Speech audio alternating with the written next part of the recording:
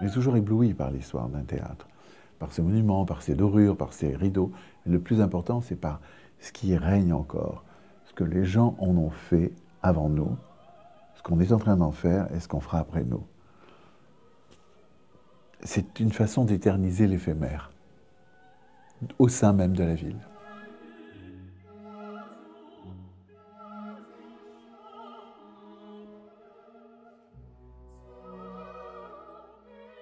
Je ne peux pas imaginer ce bâtiment sans personne à l'intérieur. Je veux dire, ce serait un bâtiment, on verrait que les façades, et on va dire quelque part, il serait mort. Maintenant, l'aventure humaine est liée parce qu'on est à l'intérieur, parce qu'on le fait fonctionner, parce qu'on le fait vivre. Et je crois que tous, tout le monde est fier de le faire vivre, en tout cas. Tous les jours, il me marque, ce bâtiment. Il y a toujours quelque chose qui s'y passe, donc on a toujours quelque chose à y faire. Donc toujours, il est valorisé. Et moi, ce qui me marque le plus, c'est, on va dire, le comportement et la réaction des publics, des gens, quand ils le visitent, quand ils viennent au spectacle, ils sont toujours étonnés de sa beauté. Ça m'a toujours marqué. Voilà. Ça, pour moi, c'est très important. C'est que c'est un bâtiment qui appartient au service public. Et donc, quelque part, c'est bien que le public s'y associe.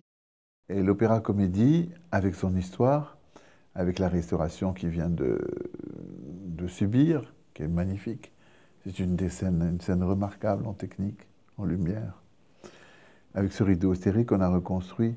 C'est-à-dire qu'on a, c'est une salle où j'ai le sentiment qu'on s'inspire du passé pour le mettre dans le présent et le projeter dans le futur.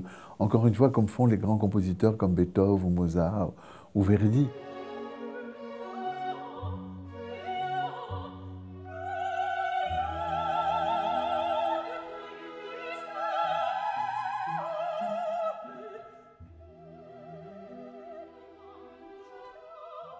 Je m'occupe et j'ai en charge la préparation de tous les spectacles, que ce soit opéra ou autre, au niveau de la logistique, de la technique, de la mise en place, de la sécurité du bâtiment et de l'adaptation des décors, des costumes et des lumières sur la scène de l'opéra. Que pour pouvoir gérer la technique et la mise en place technique, c'est-à-dire c'est le cocon dans lequel les artistes vont travailler, il faut comprendre d'une manière ou d'une autre ce qu'ils souhaitent et ce qu'ils veulent faire. Je suis en relation permanente avec tous les réalisateurs, les metteurs en scène, décorateurs, éclairagistes, costumiers, pour comprendre leur projet et leur projet artistique qui est lié à la logistique et aux possibilités et financières et techniques de l'espace.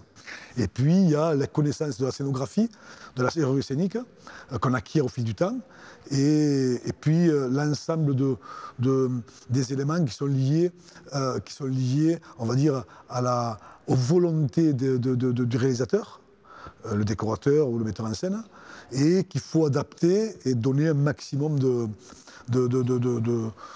possibilités, on va dire, techniques et créatives.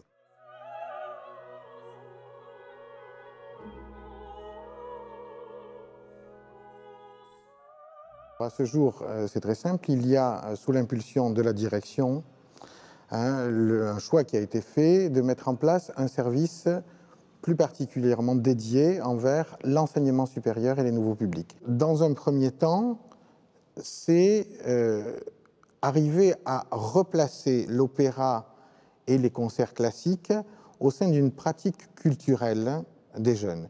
C'est très important qu'on reprenne et que la musique reprenne sa place haute et forte et fondamentale dans le lien qu'on peut créer avec les autres, avec les jeunes, dans les universités. Aujourd'hui, on va facilement au cinéma, on va facilement dans des clubs, on va écouter des concerts dans des grandes salles, etc. Et on n'a pas forcément le réflexe, de par une connotation ou une accessibilité qui ne semble pas probable, en tous les cas, pour ces jeunes. On ne peut pas échapper à la culture. Moi, je ne pense pas aujourd'hui qu'on puisse faire de l'art sans la culture du passé. C'est impossible. Et c'est pour ça que c'est important qu'il ait été restauré, qu'il se retrouve dans cette position au cœur de la ville et qu'il rassemble cette jeunesse qui est le nouveau public. Je vois de plus en plus chez nous ces jeunes se précipiter dans les spectacles grâce à des actions qui sont faites beaucoup par mes équipes, par des gens qui ont des initiatives, avec qui nous parlons. Nous sommes en constant dialogue et renouvellement pour ouvrir de plus en plus les portes de ce théâtre qui appartient à tout le monde. Notre mission, elle va être à la fois de les emmener chez nous ou alors d'aller chez eux et de leur apporter cette proximité qui va leur permettre d'accéder à ce à quoi ils pensent qu'ils n'ont pas accès réellement. Et c'est là vraiment le cœur de cette mission, parce que c'est une mission. C'est aller à la rencontre, c'est faire de l'humain et se mettre à la portée du spectateur. Sans quoi, eh bien, nous ne pourrons pas former le spectateur de demain. L'Opéra Junior est intrinsèquement une force intérieure de la vie d'une maison. Je ne pense qu'à cette jeunesse qu'il faut sortir de là où elle est en ce moment, de son mutisme, de son enfermement. Et c'est vrai qu'Opéra Junior peut être une école fondamentale pour cela. À la base d'Opéra Junior, c'est comment des amateurs vont être pris au sérieux par des professionnels. Et c'est ce cadre-là qui rend magique et merveilleux les productions qui ont lieu sur cette scène. Depuis peu, Opéra Junior a à sa tête maintenant Jérôme Piment, qui arrive, lui, du monde de la direction d'orchestre. C'est un vrai chef d'orchestre. Il n'est pas compositeur, il est au service des compositeurs. C'est l'année britaine, là, hein. On est dans plein dedans. De Beggars Opéra, c'est un opéra qu'on a dû raccourcir, qu'on a dû remonter. Donc c'est intéressant aussi de voir ce qu'ils en ont fait. Vous voyez, ils s'inspirent du passé pour le mettre dans le présent.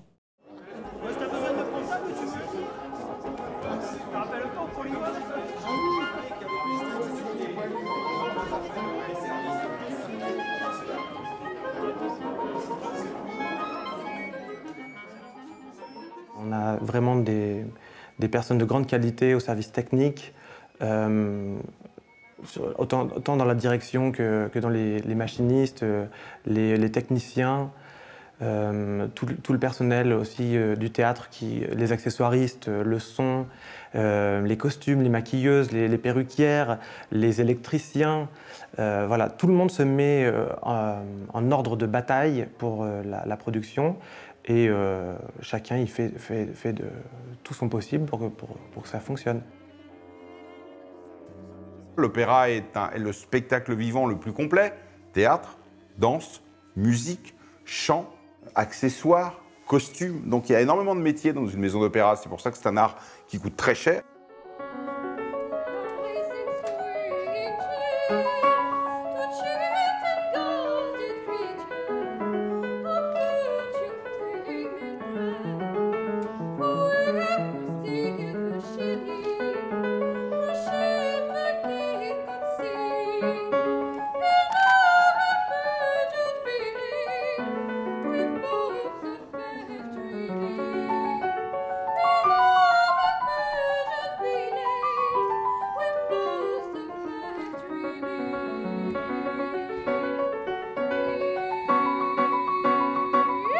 Le chef d'orchestre, c'est un peu lui le commandant de bord, c'est-à-dire que c'est lui qui, à la fin, conduit l'orchestre et le spectacle et les chanteurs, alors que le metteur en scène, lui, est assis dans la salle, il se morfond, c'est encore pire. Moi, je ne le ferai pas.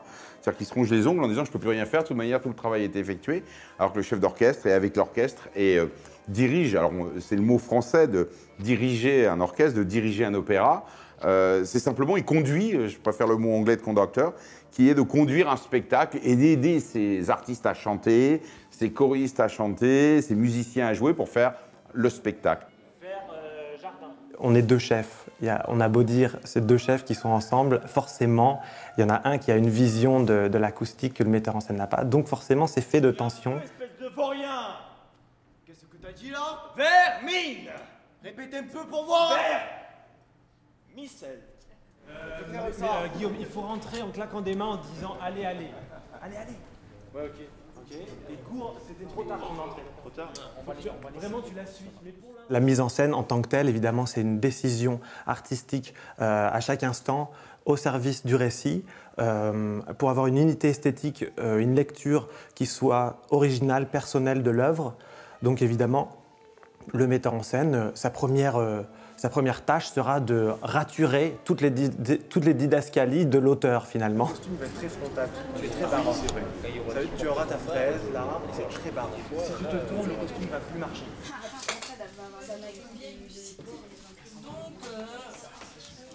Ça va, ouais, je trouve que ça tienne. Peut-être à droite.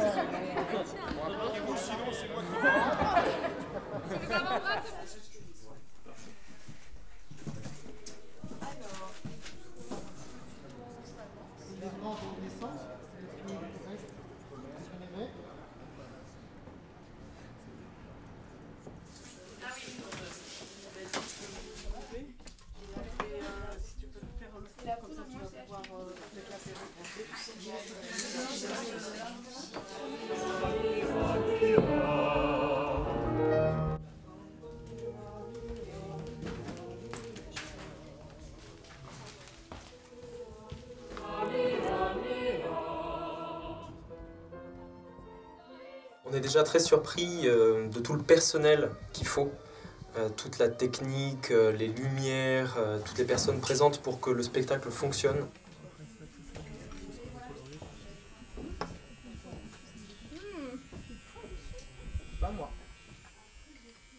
Le fait que l'opéra mette à disposition, en tout cas, son infrastructure et sa logistique pour une compagnie comme Opéra Junior, c'est quelque chose qui est assez rare, parce que la plupart du temps, les petites compagnies, il y en existe beaucoup, mais elles doivent se débrouiller par leurs propres moyens.